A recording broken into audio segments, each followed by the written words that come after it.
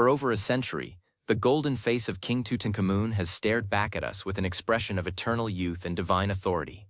We have seen it in every history textbook, every documentary, and every museum exhibition.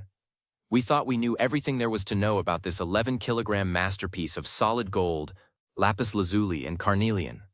But what if I told you that everything we believed about the most famous artifact in human history was just a golden veil hiding a much more complex, perhaps even scandalous, reality? Recently, a team of researchers utilized cutting-edge quantum imaging and non-invasive structural analysis to peer through the atomic layers of the mask. What they found didn't just add a footnote to history, it physically shook the foundations of modern Egyptology. The results suggest that the mask we associate with the boy king might not have been made for him at all, but was part of a desperate high-stakes cosmic cover-up in the final days of the 18th dynasty. To understand why these new scans are so revolutionary, we have to look back at the moment the mask was first pulled from the shadows of the Valley of the Kings, in 1925. When Howard Carter first wiped away the dust of 3 millennia, he saw a single unified face of a god. He described it as a magnificent piece of Greek-like idealism blended with Egyptian traditionalism.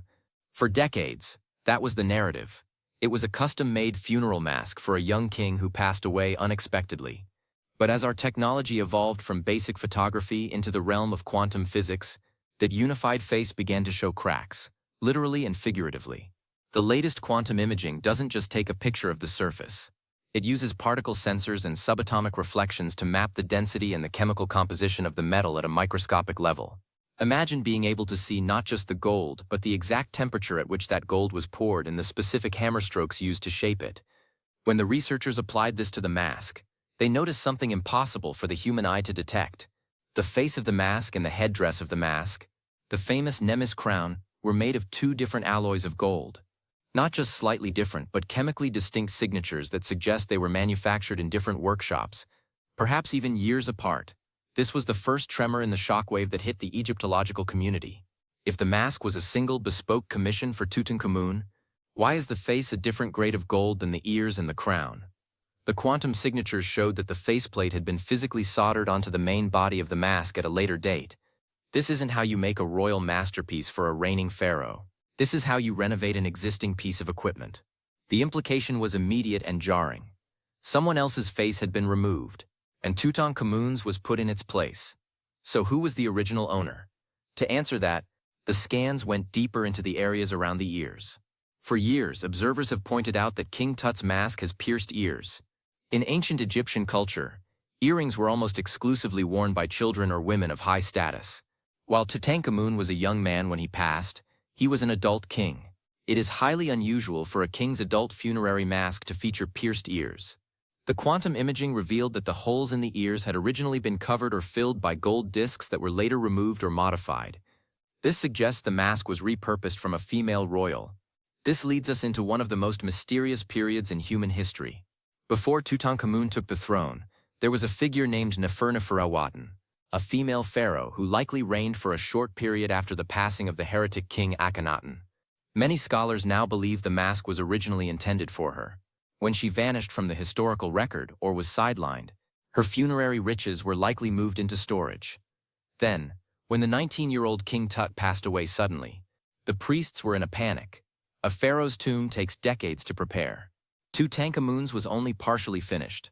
They had to provide a royal burial in 70 days to satisfy the gods and the people. So they went into the royal warehouse, grabbed the most beautiful mask available, cut out the face of the former queen, and hammered in a likeness of the boy king. Think about the sheer logistical audacity of this. We are looking at a $4 billion equivalent in modern value being hacked and spliced together like a last-minute science fair project. The quantum analysis showed that the blue glass inlays on the face are also a slightly different hue than the ones on the back of the mask. This means the craftsmen were working with whatever materials they had on hand, trying to match the shades as best they could under a crushing deadline. But the shocks didn't stop at the alloy composition. The imaging also looked at the inscriptions on the back of the mask. If you look at the hieroglyphs, they contain a protective spell from the Book of the Dead. To the naked eye, they look perfect. But the quantum scans revealed ghost images beneath the current carvings. There is a phenomenon called palimpsest in ancient stone carving, but seeing it in gold is rare. The scans showed that the original names inscribed in the cartouches were not Tutankhamun's. They had been carefully scraped down, and the gold was polished so thin that it was nearly transparent at a microscopic level. Beneath the name of Tutankhamun lies the name of Ankh-Kheperer, the throne name of that mysterious female co-regent. This discovery changes the way we view the entire tomb. It suggests that Tutankhamun, rather than being the pampered golden child of history, was buried with hand-me-downs. Most of the famous treasures found in KV62, from the middle coffin to the canopic jars, show signs of being repurposed from other members of the royal family. The mask, the very symbol of his identity, was a stolen face. But why does this matter so much to us today? It matters because it reveals the human reality behind the divine facade. We often think of the ancients as these stoic, ritual-bound figures who operated with perfect precision. These scans show us a civilization in crisis. They show us priests and goldsmiths sweating in the heat, trying to forge a transition of power that wouldn't result in a civil war. They are rushing. They are cutting corners. They are trying to hide the evidence of a complicated political past by literally burying it under a layer of fresh gold. The quantum imaging also provided a new look at the stones embedded in the golden surface. Lapis lazuli from Afghanistan, turquoise from the Sinai, and carnelian from the eastern desert. The scans revealed that these stones were not just glued in, they were held by complex tension systems within the gold itself. However, in the areas where the face joins the crown, the tension is uneven. This suggests that when they swapped the faces, they nearly broke the mask.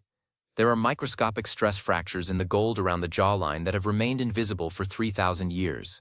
If the craftsman had hammered just a little harder, the world's most famous artifact would have shattered before it ever reached the sarcophagus. This imaging tech also allowed us to look inside the gold itself to see the impurities. Every gold mine has a specific chemical fingerprint based on the trace elements like silver, copper, and iron found within the ore. The gold of the face comes from a different region of the eastern desert than the gold of the headdress. This implies that the royal treasury was being depleted, or that resources were being pulled from vastly different stockpiles. It highlights the economic shifts happening during the transition away from the Amarna period, a time when the capital of Egypt was moved and then abandoned. Now, let's talk about the face itself. The quantum scans allowed for a three-dimensional reconstruction of the underlying armature. When you remove the golden skin, you see the skeleton of the art. The researchers found that the original face, the one that used to be there, had much more prominent cheekbones and a slimmer jawline. It was a face built for an older woman, not a teenage boy. When the goldsmiths put Tut's face on, they had to compensate for the extra space. This explains why the mask has such a unique, almost puffy cheek structure. It wasn't just his anatomy. It was the result of fitting a smaller face into a larger frame. There is also the matter of the cobra and the vulture on the brow. On the brow, the wajet and nekbet symbols that represented the unification of Upper and Lower Egypt. The quantum imaging showed that these were some of the only parts of the mask that were perfectly original to the rest of the headdress. They were symbols of the office, not the person. They remained while the identity of the person beneath them was erased and replaced. The shockwaves from these results are still rippling through the world of archaeology. Some purists find it hard to accept that our golden icon is a composite of second-hand parts. But for others, it makes the story of Tutankhamun infinitely more compelling. He wasn't just a king, he was a bridge between two worlds.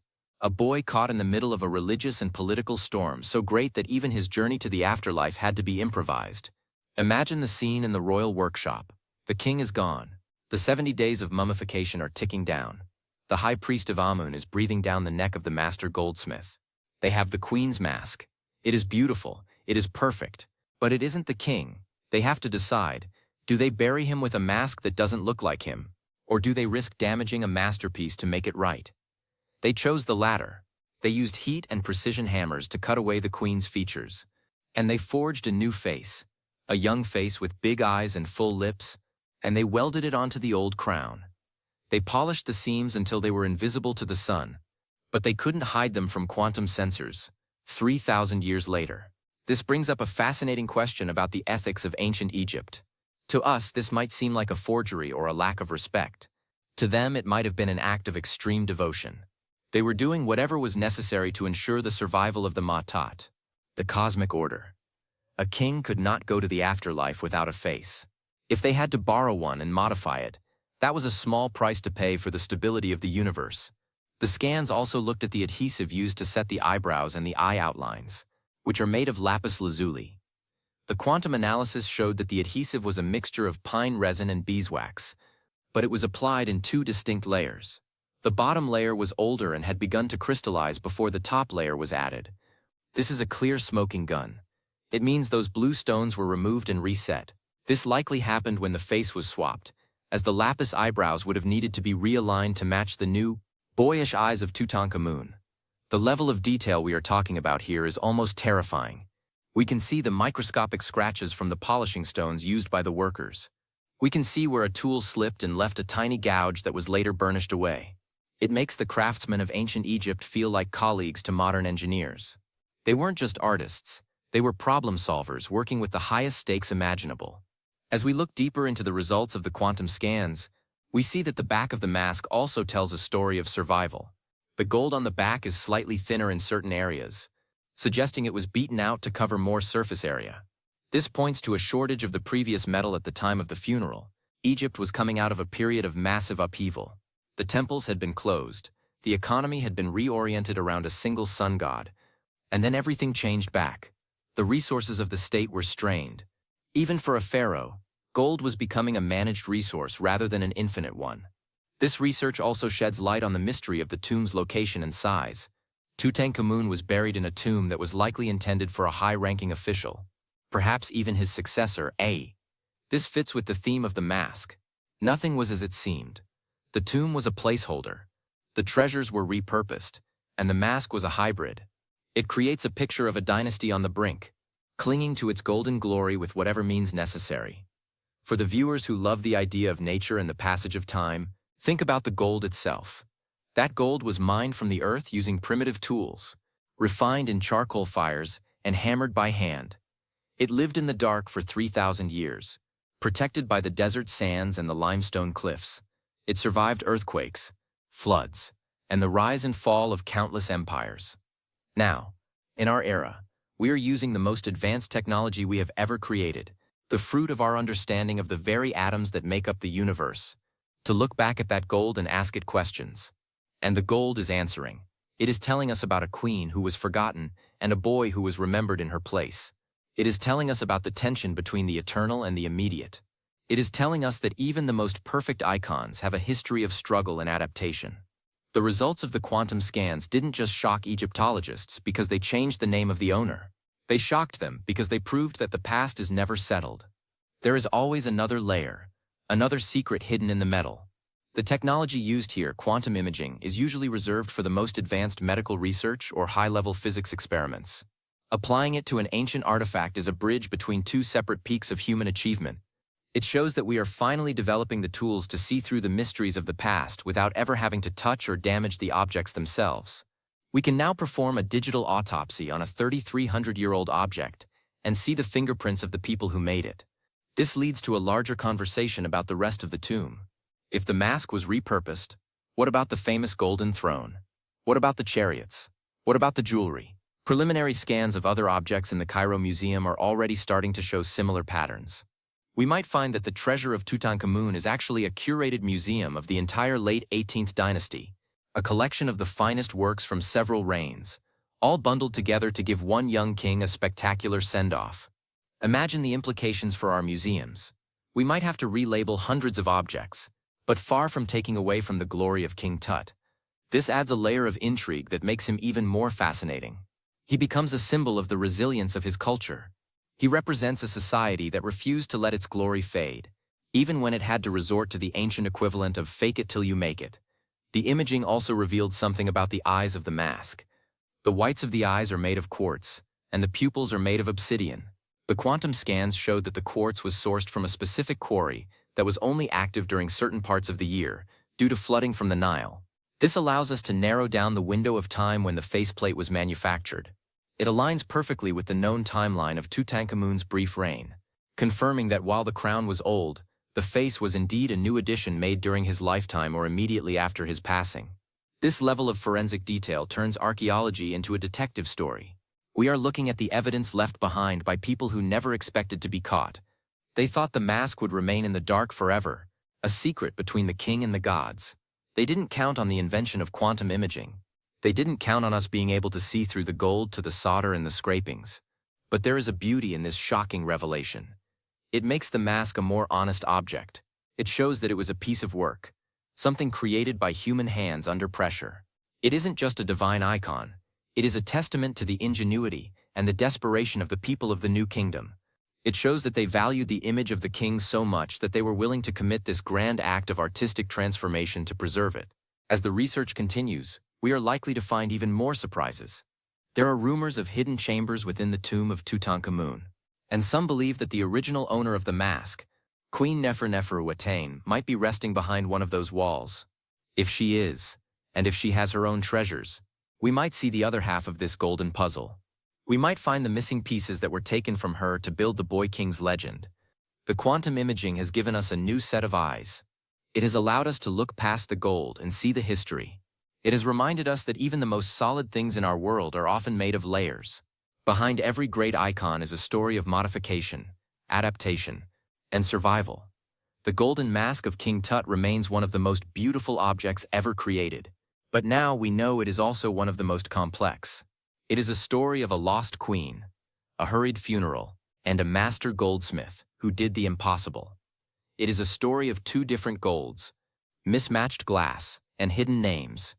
It is a story that was kept secret for 33 centuries until we finally developed the technology to hear it. And as we continue to scan and analyze, who knows what other secrets are waiting to be revealed in the golden silence of the pharaohs. Think about the environment where this all happened. The Valley of the Kings is a rugged desert landscape, a place of extreme heat and light.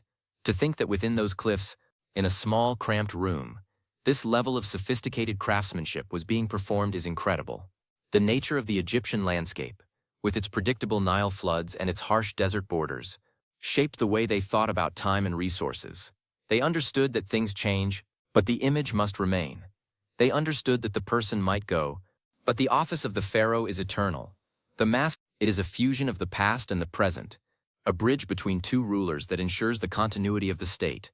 It is a masterpiece of engineering that has survived longer than almost any other human creation. And now, thanks to quantum imaging, we can finally appreciate not just the art. This project has set a new standard for how we study ancient artifacts. We no longer have to guess about alloys or construction techniques. We can see them with absolute clarity. This will open up a new era of research where we can compare the works of various kings and workshops with atomic precision. We might be able to map out the entire economy of the ancient world just by looking at the trace elements in their gold. In the end, the gold of King Tutankhamun is a window. It's a window into the hearts and minds of people who lived thousands of years ago. It's a window into their triumphs and their crises. Through quantum imaging, we are finally seeing through that window clearly, and the view is more spectacular than we ever imagined. The golden face remains as beautiful as ever. But now, it has a voice, and it is telling us a story of a culture that would stop at nothing to preserve its glory, even if it meant reworking the very face of God. There is a sense of wonder in knowing that even after a century of intense study, the most famous object on Earth still has the power to surprise us. It serves as a reminder that the world is much deeper than it appears on the surface. Whether it is the vastness of nature or the intricate layers of a golden mask, there is always more to discover if you have the right tools and the curiosity to look. The quantum results have given us a more human Tutankhamun. He isn't just a golden statue. He is a king who was served by people who had to make tough choices under pressure. It connects us to the people of the past in a way that mere dates and names never could. We can feel their urgency. We can see their work. We can understand their world. And that is the true power of this discovery. It has turned a museum piece back into a living story. As the sun sets over the pyramids today, as it has for thousands of years, the golden mask sits in the Cairo Museum, reflecting the light of a new age. The quantum sensors are put away, the papers are published, and the debates continue. But the mask remains, a silent witness to the passage of time and the persistence of human ingenuity. It is a masterpiece of the past, revealed by the technology of the future, and its story is far from over. We are just beginning to scratch the surface of what these new imaging techniques can do. In the coming years, we will likely see similar projects across the globe. From the tombs of China to the ruins of the Maya, we are entering a golden age of non-invasive archaeology, where the secrets of the ancients are finally coming to light. And it all started with a young king, a mysterious queen, and a mask that was much more than it seemed. The Boy King still has many secrets, and the desert still has many stories to tell. But for now, we have this: a golden face, a hidden history, and a stunning reminder that in the world of history, the most shocking results are often the ones that have been right in front of us all along, waiting for the light to hit them in just the right way.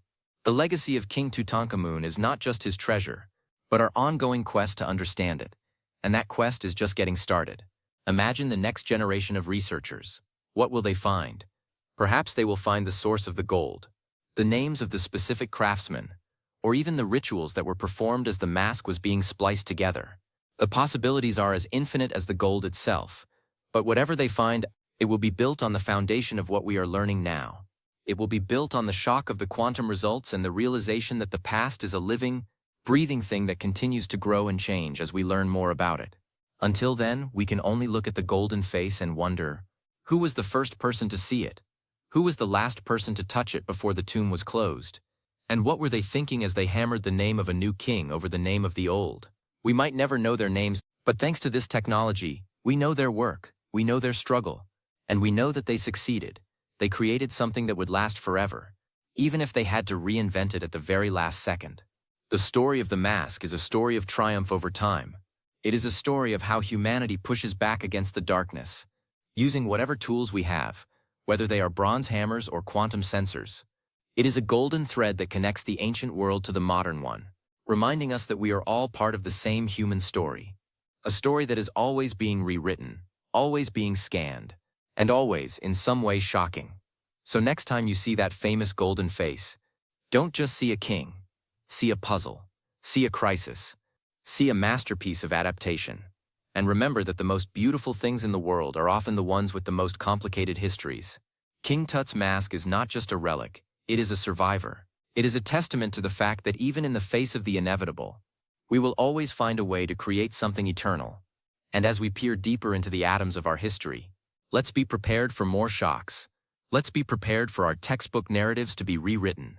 Because if there is one thing we have learned from the golden mask and the quantum scans, it is that the past is far more interesting than the myths we have built around it. It is raw, it is human, and it is waiting to be discovered. The golden silence of Egyptology is over. The quantum voice of the pharaoh has finally begun to speak.